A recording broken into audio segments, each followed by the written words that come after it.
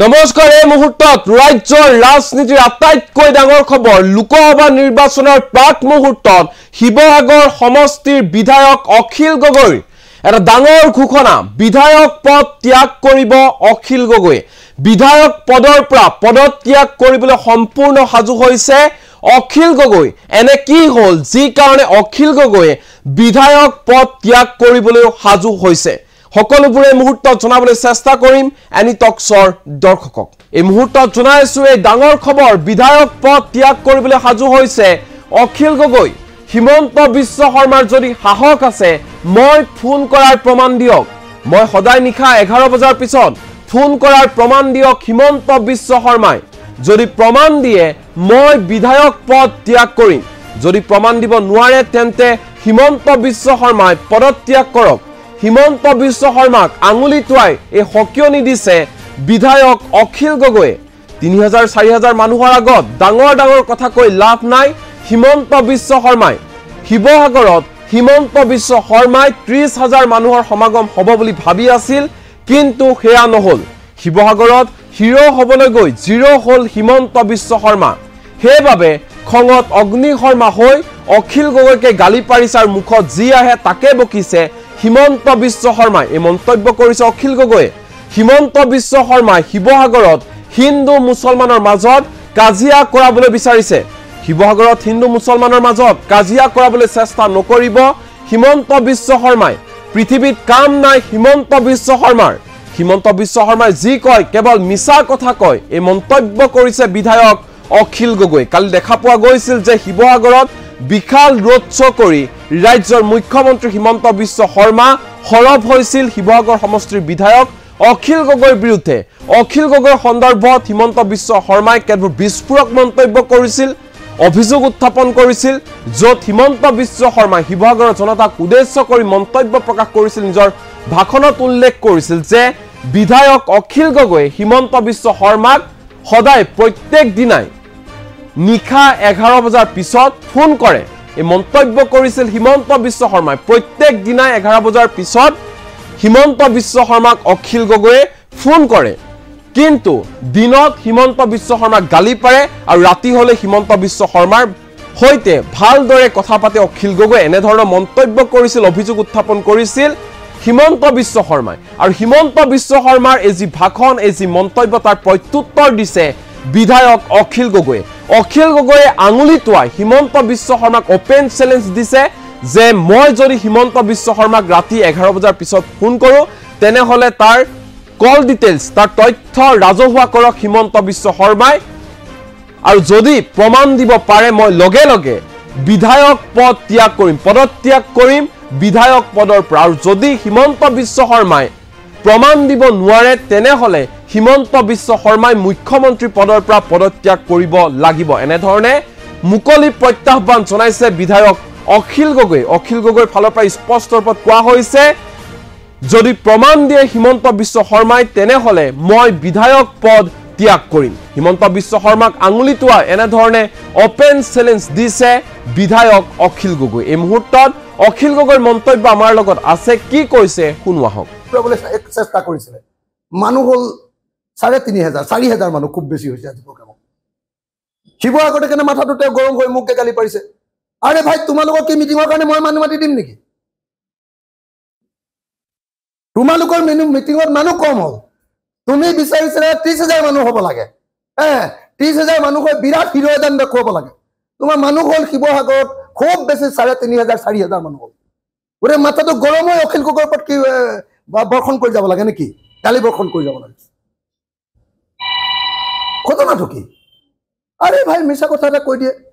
আৰু অনবৰতে শিৱসাগৰলৈ আহি আকৌ সাম্প্ৰদায়িক কথা কয় কি নামাজী কথা কয় নামাজৰ কথা কয় আৰে ভাই তোমাৰ মুখত কি একো ভাল কথা নাই নেকি অকল হিন্দু মুছলমান নামঘৰ মছজিদ নামাজ এইবিলাকে নি তোমাৰ মুখত কথা অকল তুমি ধৰ্মগুৰু কৈ যোৱা তুমি মৌলবাদী কৈ যোৱা ভাই তুমি অসমৰ মুখ্যমন্ত্ৰী কিয় হৈ আছা অসমৰ যদি মুখ্যমন্ত্ৰী হৈছে ৰাজনীতিৰ কথা কোৱা অসমৰ মুখ্যমন্ত্ৰী হৈ অনবৰতে তুমি কমিউনেল কথা সাম্প্ৰদায়িক কথা কিয় কৈ থাকা হিন্দু মুছলমানৰ কথা কিয় কৈ থাকা আমি শিৱসাগৰৰ মানুহে হিন্দু মুছলমান একেলগতে আছো এইবোৰ খিলঞ্জীয়া মুছলমান এইবোৰ তুলনি বিয়া পতা মুছলমান এইবিলাক মুছলমানে ঘৰত আপুনি চাব মই আজি এবাৰ যে ঈদ খাবলৈ গৈছো কাৰোবাৰ ঘৰ ঈদ খাবলৈ যাওঁতে মোক বৰা চাউল ভাপত দিয়া বৰা চাউল আৰু জলপান খুৱাইছে আপোনাৰ ঘৰত বনাব জানে নেকি ভাপত দিয়া বৰা চাউল জানে নেকি কওকচোন আমাৰ শিৱসাগৰ অসমীয়া মুছলমানে সেইটো জানে পিঠা বনায় সব কৰে অসমীয়া মুছলমানে তুলনি বিয়াও পাতে ক'ৰবাত ক'ৰবাত কি বুলি ভাবিছে হাজৰ কামো পাতে ক'ৰবাত ক'ৰবাত আপুনি জানেনে নাই তাৰপিছত আপুনি আমাৰ হিন্দু মুছলমান ইয়াত কাজিয়া লগাবলৈ আহিছে শিৱসাগৰ আপোনাৰ কাম নাই পৃথিৱীত শিৱসাগৰখন শান্তিত আছো ইয়াত আকৌ হিন্দু মুছলমান কৰিবলৈ আহিছে আপুনি আপুনি ইয়াত শিৱসাগৰত হিন্দু মুছলমান নকৰিব অন্য ঠাইত কৈ থাকক ইয়াত সব আমি খিলঞ্জীয়া মানুহ আছো ইয়াত আমি সব থলুৱা মানুহ আছো আপুনি ইয়াত হিন্দু মুছলমানৰ কাজিয়া লগাবলৈ আহিব দাঙ্গা লগাবলৈ ইয়াত আহিব আপুনি ইয়াত নামাজ মন্দিৰ মছজিদৰ কথা ক'বলৈ আহিব ধেমালি নকৰিব আপুনি ইয়াতে সকীয়াই দিছো আপোনাক ধন্যবাদ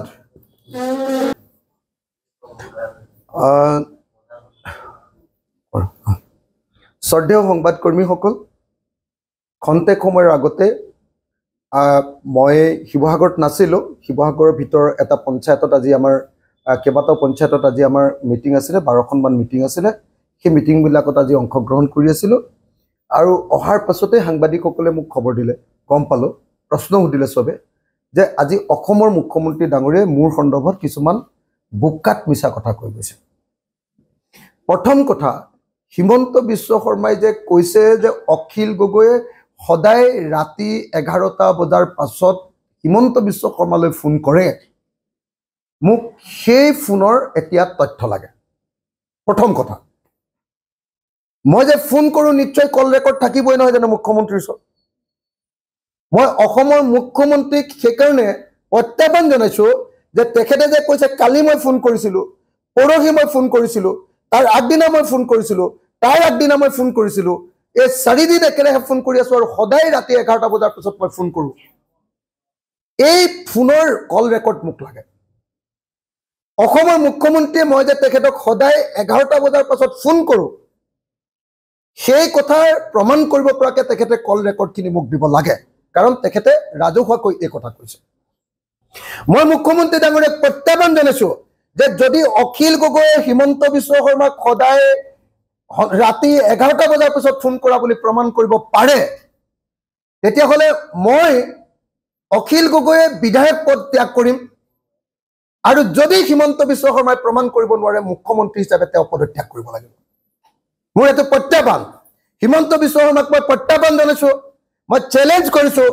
হিমন্ত বিশ্ব শৰ্মা অসমৰ মুখ্যমন্ত্ৰীক এজন বিধায়কে প্ৰত্যাহ্বান জনাইছে প্ৰত্যাহ্বানটো হ'ল যে হিমন্ত বিশ্ব শৰ্মাই কৈছে যে মই সদায় ৰাতি 11টা বজাৰ পাছত তেখেতলৈ ফোন কৰোঁ আৰু কালি কৰিছিলোঁ পৰহি কৰিছিলোঁ তাৰ আগদিনা কৰিছিলোঁ তাৰ আগদিনাও কৰিছিলোঁ সদায় মই ফোন কৰোঁ গতিকে নিশ্চয় তেখেতৰ ওচৰত কল ৰেকৰ্ড থাকিব মই মুখ্যমন্ত্ৰীৰ ওচৰত প্ৰত্যাহ্বান জনাইছোঁ যে মই হিমন্ত বিশ্ব শৰ্মাৰ লগত ডেইলি কথা পাতোঁ বুলি তেখেতে প্ৰমাণ কৰিব লাগে যদি সঁচাকৈ প্ৰমাণ কৰিব পাৰে কালি ফোন কৰিছিলোঁ বুলি পৰহি ফোন কৰিছিলোঁ বুলি তাৰ আগদিনা ফোন কৰিছিলোঁ বুলি তাৰ আগদিনা ফোন কৰিছিলোঁ বা ৰাতি সদায় 11টা বজাৰ পিছত ফোন কৰোঁ বুলি যদি তেখেতে প্ৰমাণ কৰিব পাৰে তেতিয়াহ'লে মই বিধায়কৰ পদ ত্যাগ কৰিম আৰু যদি তেখেতে এইটো প্ৰমাণ কৰিব নোৱাৰে তেখেতে মুখ্যমন্ত্ৰী পদ ত্যাগ কৰিব লাগে এইটো হিমন্ত বিশ্ব শৰ্মাৰ প্ৰতি প্ৰত্যাহ্বান কাৰ কিমান দম আছে এতিয়া ওলাব কাৰ কিমান সাহস আছে এতিয়া ওলাব যদি দম আছে ভাই হিমন্ত এতিয়া আপুনি মোৰ লগত এইটো প্ৰত্যাহ্বান গ্ৰহণ কৰক চেলেঞ্জ কৰিছোঁ মই মুখ্যমন্ত্ৰী মহোদয় আপুনি চেলেঞ্জ গ্ৰহণ কৰক আপুনিতো কয় যে আপুনি বৰ দমদাৰ মানুহ আপুনি অসমৰ হিৰো আপুনি অসমৰ গুণ্ডা আপুনি অসমৰ একদম বছ আপোনাক মই চেলেঞ্জ কৰিছোঁ বিধায়ক অখিল গগৈয়ে মুখ্যমন্ত্ৰী হিমন্ত বিশ্ব শৰ্মাক চেলেঞ্জ কৰিছে যে যদি হিমন্ত বিশ্ব শৰ্মাই সদায় তেওঁক ৰাতি 11টা বজাত অখিল গগৈ ফোন কৰা বুলি প্ৰমাণ কৰিব পাৰে যোৱাকালি পৰহি তাৰ আগদিনা আৰু তাৰ আগদিনা সদায় যদি মই ফোন কৰা বুলি প্ৰমাণ কৰিব পাৰে মই বিধায়কৰ পদ ত্যাগ কৰিম আৰু যদি নোৱাৰে তেখেতে মুখ্যমন্ত্ৰীৰ পদ ত্যাগ কৰিব লাগে পাৰিবনে নকওঁ চেলেঞ্জ তেখেতে কৈছিলে যে শিৱজনৰ সন্মুখত মিছা কথা নকয় কিন্তু শিৱজনৰ সন্মুখতে তেওঁ গুকাত মিছা কথা কৈ গ'ল কিয় মিছা কথা কৈ গ'ল ভয় কৰিছে শিৱসাগৰত তাৰমানে গৌৰৱ গগৈ জিকিবৰ কাৰণে হিমন্ত বিশ্ব শৰ্মাৰ মূৰটো গৰম হৈছে তেওঁ পগলাৰ নিচিনা হৈছে তেওঁ শুব পৰা নাই তেওঁ মাথাটো গৰম হৈ গৈছে নহয় জানো সেইকাৰণে মোক এনেকুৱা বদনাম কৰিবৰ কাৰণে তেওঁ এনেকুৱা ধৰণৰ চেলেপৰ কথা কৈছে মই মুখ্যমন্ত্ৰীক চ্যালেঞ্জ কৰিছো মুখ্যমন্ত্ৰী যদি দম আছে তেখেতে কল ৰেকৰ্ড উলিয়াই তেখেতে মই সদায় ফোন কৰাৰ প্ৰমাণ দিয়ক মই অসমৰ ৰাইজক ক'ব খুজিছো যে মুখ্যমন্ত্ৰী হোৱাৰ পাছত আৰু মই বিধায়ক হোৱাৰ পাছত এতিয়ালৈকে হিমন্ত বিশ্ব শৰ্মালৈ 10-12 বাৰ মান ফোন কৰিছো এতিয়ালৈকে টোটেল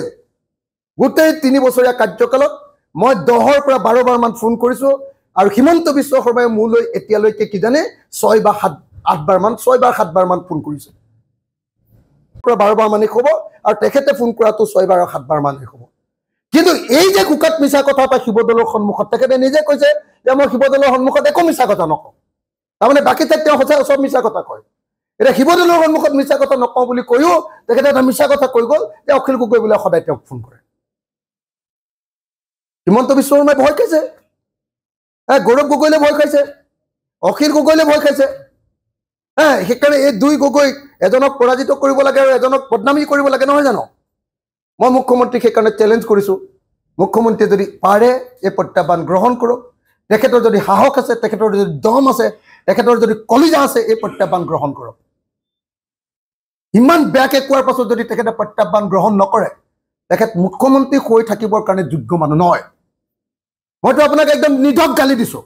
মুখ্যমন্ত্ৰী মহোদয় মই নিধক গালি দিছো আপোনাক আপুনি প্ৰমাণ কৰক যে মই সদায় ৰাতি 11টা বজাৰ পাছত আপোনালৈ ফোন কৰোঁ যদি প্ৰমাণ কৰিব পাৰে মই কাইলৈ বিধায়কৰ পদত্যাগ কৰিম আৰু যদি আপুনি প্ৰমাণ কৰিব নোৱাৰে আপুনি মুখ্যমন্ত্ৰী পদত্যাগ কৰক পাৰিবনে নোৱাৰে কওক সাহস আছে আপোনাৰ ফালতুৰাম সাহস আছে আপোনাৰ মিছা কথা ক'বলৈ আহিছে আপুনি চ্যালেঞ্জ কৰিছো অসমৰ মুখ্যমন্ত্ৰী আৰু মুখ্যমন্ত্ৰীয়ে কৈছে যে আজি তেওঁ একদম আমাৰ শিৱসাগৰৰ এখন তালিকা উলিয়াই লৈছে যে আমুকটা কাম কৰিব লাগে তামুক কাম কৰিব লাগে কোনটো কাম মই নোকোৱা কথা আছে তাতে এটা কওকচোন যোৱা 3 বছৰত মই অসমৰ মুখ্যমন্ত্ৰীক 4খন মেমৰেণ্ডাম দিছো কি কাম কৰিব লাগে শিৱসাগৰত ইঞ্জিনিয়াৰিং কলেজ প্ৰতিষ্ঠা কৰাৰ কথাটো মোৰ আইডিয়া হয় নে নহয় শিৱসাগৰত ল কলেজ প্ৰতিষ্ঠা কৰিব লাগে আৰু শিৱসাগৰৰ যে ৰাজীৱ গান্ধী আমাৰ কোঅপাৰেটিভ ইউনিভাৰ্চিটিখন বন্ধ কৰি দিলে সেই কেম্পাছটোতে যে এটা এডুকেশ্যন হাব কৰি ইঞ্জিনিয়াৰিং কলেজ ল কলেজ এই গোটেইবিলাক কলেজ কৰিব লাগে আৰু ইয়ালে যে নেশ্যনেল ইনষ্টিটিউশ্যন আনিব লাগে এইটোতো মই ডিমাণ্ড কৰি আছো ইমান দিন ধৰি আনকি এয়াৰপৰ্ট লাগে বুলি মই কৈ আছো ৰেলগাড়ী কোনখন ৰখাব লাগে সেইবিলাকো মই কৈ আছো ইয়াৰ টুৰিজিম বিকাশৰ কাৰণে দিখৌ নদীৰ ওপৰত দলংখনৰ প্ৰস্তাৱটো কোনে দিছে মই দিছো নে তেওঁ দিছে অন্য কাৰ পৰা তেওঁ এখন তালিকা গাই দেখুৱাইছে ইয়াতে কৰ পৰা নকল মাৰিছে তেওঁ নকল মাৰি ইয়াতে শিৱসাগৰত আহি তেওঁ দাদাগিৰি দেখুৱাবলৈ আহিছে মই দিয়া প্ৰত্যেকটো কাম তেওঁ যিমান কাম গাইছে প্ৰত্যেকটো মই দিয়া কাম শিৱসাগৰলৈ আহি শিৱসাগৰ বিধায়কজনৰ বিৰুদ্ধে এনেকুৱা অপমানজনক বক্তব্য কেতিয়াও মানি লোৱা নহ'ব অতিথি হিচাপে আহিছে সন্মান কৰিম হয় তেখেতে ঠিকেই কৈছে যে শিৱসাগৰলৈ আহিলে মই খুব ধুনীয়া ব্যৱহাৰ কৰোঁ মই ধুনীয়া ব্যৱহাৰ কৰোঁ আমাৰ ঘৰলৈ একেবাৰে শত্ৰুজন আহিলে দাখন লৈ আহিলেও মই কওঁ যে আহক চাহ একাপ খাওক ধুনীয়াকে একদম গলাত গলা লগাই কথা পাতো শত্ৰু এজন আহিলেও মই তেনেকৈ কথা পাতো ঘৰলৈ আহিলে আৰু যেতিয়া মোৰ য'ত ক'ব লাগে বিধানসভাত সেই বিধানসভাত মই কিন্তু হিমন্ত বিশ্ব শৰ্মাক ফালি পঠিয়াওঁ তেওঁ সপোনতো মোক দেখি থাকে তেতিয়া এইটোৱেতো বিধায়ক এজনৰ কাম সমষ্টি উন্নয়নৰ কাৰণেতো মই মুখ্যমন্ত্ৰীৰ লগত মাজে মাজে কথা পাতিব নালাগে আৰু যদি কেতিয়াবা সমষ্টি উন্নয়নৰ কাৰণে কথা ক'ব লাগে তেতিয়াহ'লে মই চাৰেণ্ডাৰ কৰিব লাগে নেকি তাৰমানে চাৰেণ্ডাৰ কৰিয়ে বিধায়ক এজনে তাৰমানে সমষ্টি উন্নয়নৰ কথা পাতিব পাৰিব নেকি মুখ্যমন্ত্ৰী ডাঙৰীয়া বৰ ভাল ঠাইত হাত দিয়া নাই আপোনাৰ যদি দম আছে এনেকুৱা ভাষাত আন কোনেও নিশ্চয় আপোনাক নকয় যদি আপোনাৰ দম আছে মই আঙুলিটোৱে কৈছো আপোনাক যদি আপোনাৰ দম আছে মই সদায় ৰাতি 11টা বজাৰ পাছত ফোন কৰাৰ প্ৰমাণ আপুনি দিয়ক ভাই ফালতু কথা কৈ আপোনালোকে কি পৰিৱেশ বেয়া কৰিব খুজিছে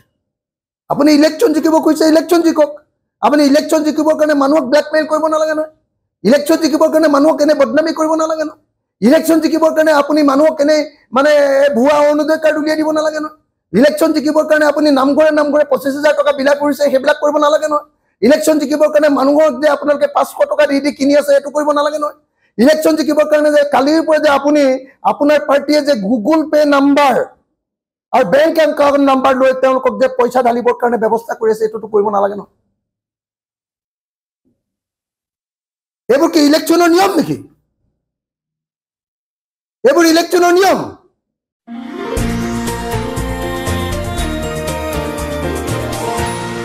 এনিটক্স, সোঁতৰ বিপৰীতে ৰাইজৰ স্বাৰ্থত।